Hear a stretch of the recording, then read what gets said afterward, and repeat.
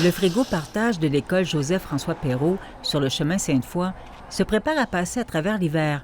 Installé au printemps dernier, dans le cadre d'un projet d'engagement communautaire, le réfrigérateur libre-service sera accessible à tous à l'année. C'est vraiment dans une optique d'écologie, donc de réduire les déchets alimentaires et aussi dans un principe de partage. On essaie beaucoup, dans le fond, de sortir de notre école, de dire on existe, on est là, s'ancrer dans la communauté, que ce soit les partenaires commerçants qui nous donnent des aliments pour alimenter le frigo, que ce soit des organismes qui viennent, entre autres, aider à bâtir.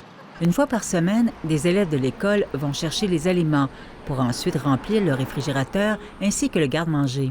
C'est des fruits et légumes, en fait, souvent qui sont invendus, invendables, des fruits moches, tout aussi bons à manger, moins bons à vendre. Donc, c'est ceux-là qu'on ramasse, le poivron qui a une poque, la pomme qui est un petit peu éméchée, la courge qui commence à être un petit peu creusée. Par mesure de sécurité, on refuse les mets préparés. Ça peut être une idée, oui, pour sensibiliser les jeunes à prendre des fruits et des légumes plutôt que de prendre du fast-food, là, parce que ça va être gratuit et accessible. Les gens qui n'ont pas vraiment l'argent pour s'acheter des bons fruits frais comme ça, ils pourront venir prendre le frigo. Puis comme ça peut encourager les gens qui sont dans le besoin à avoir une bonne alimentation.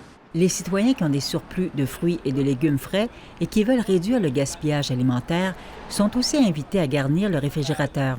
Moi-même qui reste tout près, bien, lorsque je m'absenterai, bien, je pourrai venir porter mes restes dans du frigo. Ici, c'est tout près. Alors, je trouve que c'est une très belle initiative. Je trouve ça merveilleux. Puis comme elle part en voyage, moi, je voyage pas, mais j'achète souvent de la nourriture que je ne mange pas. Mais la porter, puis au lieu des fois de jeter. Le projet, qui n'a coûté que 1 000 $, a été financé par différents organismes ainsi que la commission scolaire. Ici Nicole Germain, Radio-Canada, Québec.